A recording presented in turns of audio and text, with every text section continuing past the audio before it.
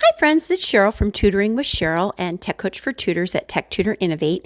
And I just had a lovely breakfast. I'm watching the sun kind of rising and getting ready to sit down at my office desk. And I'm just going to fill you in on some things that I'm working on and maybe provide you with some inspiration. I talk about marketing a lot. And while I'm not like one of these people who has all the answers, I have ideas, and I hope that my ideas will inspire you along your path to creating the job that you want. Because if you're doing any kind of a side hustle like tutoring or running a pay teachers shop, or you're creating educational materials, or you're doing some educational consulting, you want to have an end, like a goal in mind. You want to have like a point where you're pushing these people. So you want to show your value in some way. And so by speaking to you and sharing my ideas, these are not ideas that are going to work for everybody. I already know that, but they're ideas that might work for one person, two people, maybe a group of people, or maybe just provide you with inspiration to know that, somebody who left the classroom has moved forward, and I've created this job for myself by working and building relationships with other people. And that's probably really why I do this podcast, because I feel so strongly in those relationships. I know that when I'm talking into my microphone, I really don't know who my audience is, but I know somebody out there needs to hear what I'm saying. And so that's why I show up, because I think you guys need the inspiration to take the little steps that eventually will make the big steps in your business.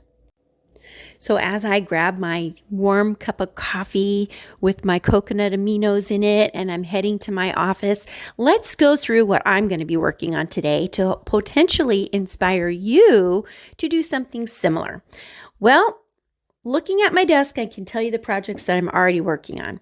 So I had spoken into my Tech Hub for Tutors group about what I was working on, and I am going to be at we call them craft fairs here where I'm at, but you might call it a market.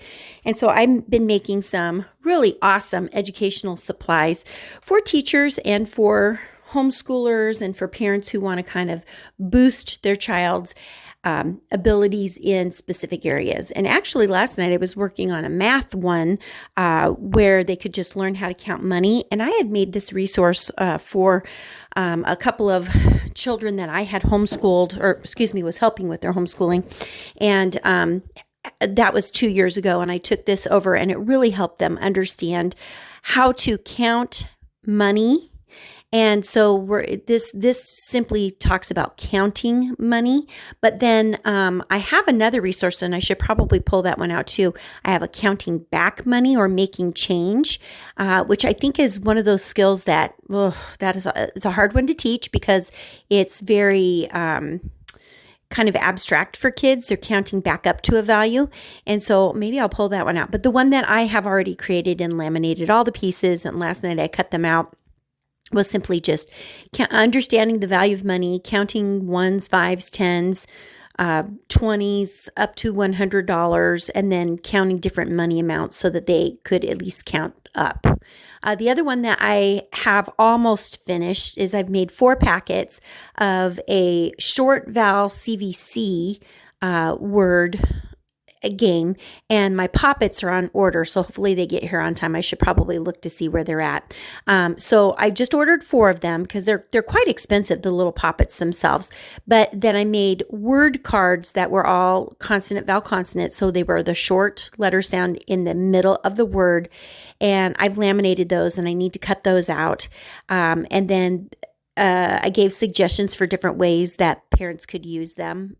They could literally just use the poppet to find the letters and sound them out as they go, or even just do letter identification. For some kids just need that. But then sounding them out and then using them using the card as they point and blend the word from left to right. And then they can do some writing practice along with that. So yeah, all that's ready to go. And then let's see, I was doing a couple of others. I have a learn to add and subtract with tens frames. And I think that's really good for young learners, kindergarten, first grade, even some second graders need it. Or if you've got an older student that struggles and they really just can't get the idea behind the regrouping with a group of 10, those are so good for that. And so I have some others, but I'm not going to dig through it right now, but I'm just giving you some ideas on some of the things that I'm going to have available at this market. Now you're like, how does that work with marketing? Okay, let's talk about how that works with marketing. So I'm going to stand there. I have my brand new tablecloth. I've got my shirt, I've got my hat, and I'm going to be there from, I think it's 9 until 3 or 8 until 3, something like that. And I'm just going to have some things for free, just like I did at the last market where I was handing out coloring pages or word searches or whatever with my information on it. I'm going to have my welcome to Tutoring with Sheryl packet. I'm probably going to take about 10 of those just to have available. And that outlines, who I am, what I do, what are my policies, how do I teach kids, what does that look like? And then everything has my QR code or my flow code on it. So everything comes back to my website. And I think that's really important because if I'm communicating with parents, they need to know where they can find me. So I'll have all of my supplies there, the free and the paid. And of course, it'd be nice to sell a few things to pay for my spot. But if I don't, it's okay because everything that I'm making, I can use again at a later date. So I'm really not too worried about losing money on this venture because just being present, just showing up shows that I am somebody who cares. I want to make the connections. And again, I don't care if anybody buys something or not. That is not the purpose. The purpose is there just to simply support. And when you start showing up like that, I think people are like, oh, you want to be, I'm going to quote Esme Lozano, you want to be front of mind or first in their mind. You want to be present. You want them to think of you first. And so one way is just by showing up and doing something like this. So that's one thing I'm working on today. Something else that I need to get back into my routine is using my Facebook Meta Planner. I was so good for a while about using that to make static posts, video posts, and posting them out on my Instagram and on my Facebook, and I kind of let that slide. So that is something, maybe not today, but for sure this weekend or the early next week I'm going to be working on because when you get a lot of things going, you're working on something and you kind of become hyper focused on it and then you forget to do the other things. So that is something that I definitely want to do is start using my Facebook Meta Planner again to share my message. Who am I? What is the pain point that I help solve? Well, I solve the problem of your child not being able to read or write. And if your child is a grade or two behind, sometimes even more, what are you waiting for? So that is my pain point. Like I will solve that problem for you very quickly. Your child will be reading and writing. They might not be to grade level immediately, but you're going to see within 2 to 3 lessons, you're already going to see massive growth and you're going to be really surprised at what they are able to do just with a few little tips and tricks that I provide with the curriculum that I use. Okay, so that takes care of live marketing. That talks about using the Facebook Meta Planner. And if you do not already have a Facebook page or an Instagram page, there is a lot of value in that because when you start showing up there, I think that's really important. And then I'm a little bit on TikTok, but not as much. I find posting videos to TikTok is so much easier than posting a video to Instagram. I really have to be honest. So if you have ever gone to my Instagram page and you've seen TikTok videos, they're just easier to produce on there. And then you save it to your phone and you can upload it. But you can't transfer the music. So you do need to know that the music won't transfer. But any of the audio and the video that you produce on your own will. So that's just a tip for you guys. If you're thinking, oh, do I need to be on all the social medias? No, you do not.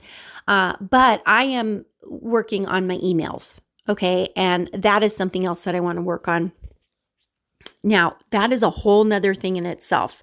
So I'm not going to talk exclusively about how you do it. And if you want more information, I'm happy to sit down and show you how I did it. But I had to have a domain for my email. And if you have a WordPress or maybe even a Wix and you're using the email service, you already have that taken care of.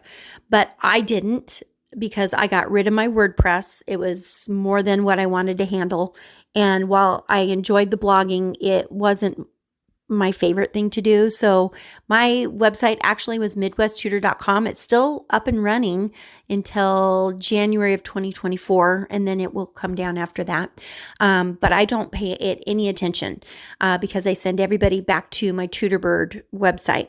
Now, the bad thing about TutorBird website is that, yes, I can email my current students on it, but my audience really isn't my students. I mean, I can email my families, my current ones, but that's still not my audience.